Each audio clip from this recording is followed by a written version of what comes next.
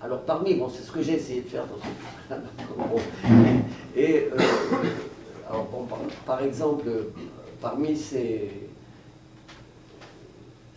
mythes, quoi, bon, il y en a un qui est assez connu, bien que pas trop dans ses détails, c'est la légende du golem, si vous voulez, le fait que déjà, cette idée de fabriquer un homme artificiel, qui aujourd'hui a l'air d'être vraiment presque devant nous, eh bien cette idée-là avait été agitée dans l'Antiquité sous une forme évidemment légendaire et mythique, où on nous présentait des maîtres du Talmud qui eh bien, fabriquaient des organismes vivants artificiels.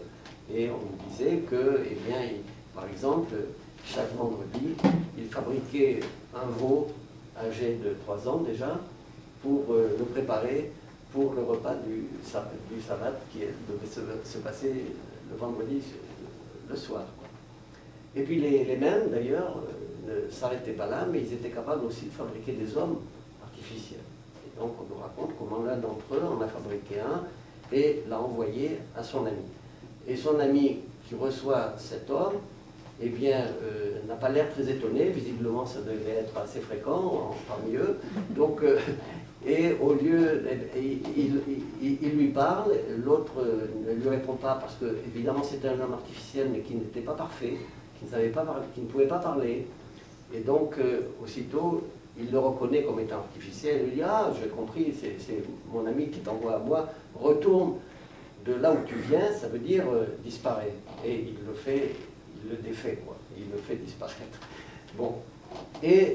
Mais à propos de ces histoires-là, ce qui est intéressant dans ces histoires-là, c'est qu'évidemment, ça ressemble à beaucoup d'autres légendes, comme la légende de Faust, par exemple. Mais avec une différence essentielle, c'est que dans le contexte dans lequel ces histoires sont racontées, ça n'est pas du tout présenté comme quelque chose de blasphématoire. Vous savez, quand la brebis d'Oli est née, ben, ça a déclenché un affolement un petit peu général, où on disait c'est la catastrophe parce que maintenant les hommes sont capables de prendre la place de Dieu, en quelque sorte. Là, c'est pas du tout ça, c'est-à-dire c'est pas du tout considéré comme une révolte, en quelque sorte, au contraire.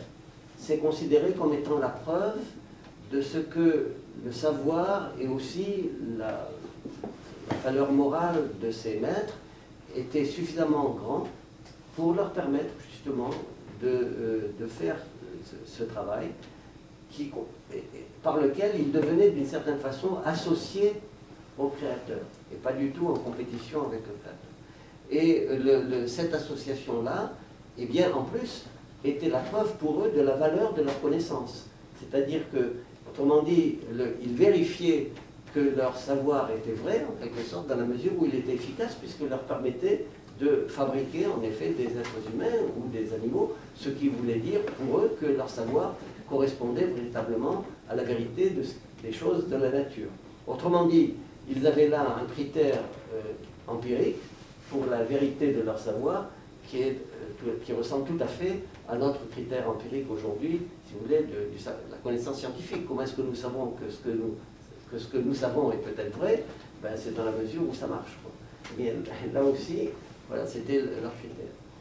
Et alors, cette histoire-là, évidemment, est complétée parce que, contrairement à ce qu'on croit, ça n'est pas quelque chose de très périphérique, c'est quelque chose qui joue un rôle important quand même dans toute cette tradition, et à mesure où ça a été repris après des siècles, au fil des siècles par d'autres maîtres, en particulier par des maîtres de la Kabbale, et alors cette histoire est complétée par une autre où on nous dit, alors cette fois-ci elle est rapportée évidemment, ça n'est plus à n'importe qui, elle est rapportée au prophète Jérémie lui-même. Et donc cette histoire nous raconte que le prophète Jérémie, évidemment le livre de Jérémie ne parle jamais de ça, mais c'est une légende qui est rapportée,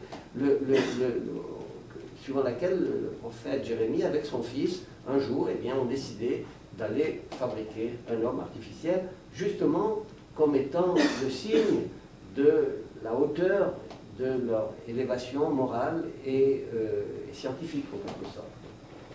Donc ils le font. Alors on nous décrit, on a les techniques. La technique est intéressante aussi parce que ce sont des combinaisons de lettres. C'est-à-dire qu'ils fabriquent un être vivant en faisant des combinaisons des lettres du livre de la création. Évidemment, si on a un peu d'imagination, on peut s'imaginer qu'il faisait des combinaisons des bases de l'ADN. Bon, évidemment, personne ne parle d'ADN là-bas, mais voilà. Mais en tout cas, on parle en effet des lettres du livre de la création, évidemment suivant cette idée-là que le monde avait été créé par la parole, donc par une parole. Et donc ils font leur travail, ils réussissent, et là cette fois-ci, ils fabriquent un homme parfait qui leur parle. Et dès qu'il leur parle, eh bien il leur parle pour leur dire que, pour leur reprocher de l'avoir fait. Et il leur dit, mais il dit au prophète Jérémie, est-ce que tu te rends pas compte de ce que tu viens de faire? À partir de maintenant, quand on verra quelqu'un, on ne saura plus qui l'a fait. Si c'est Dieu ou la nature, ou bien si c'est toi. Et à ce moment-là, Jérémie prend conscience de cet état de choses et il lui dit, qu'est-ce que je dois faire? Et le golem en question donc, lui dit, eh bien, défais-moi. Et il le défait. Parce qu'on ne tue pas un golem, on le défait en faisant les opérations qui l'ont produit à l'envers. Bon. Donc, il le défait. Mais Jérémie, quand même, tire une leçon, et c'est ça qui est intéressant pour nous aussi, tire une leçon de cette aventure.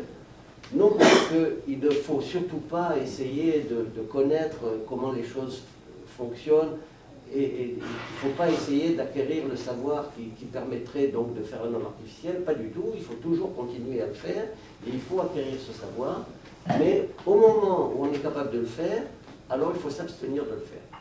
Voilà. Alors bon, évidemment ça c'est intéressant comme, disons, mode de raisonnement applicable éventuellement aux techniques biologiques, parce que certains disent non, il faut arrêter la recherche. Bon, là, vous voyez, Jérémie dit non, non, il ne faut pas arrêter la recherche. Mais au moment où on est capable de faire quelque chose, eh bien, si ce quelque chose-là risque d'avoir des mauvaises conséquences, eh bien, il ne faut pas le faire. Voilà.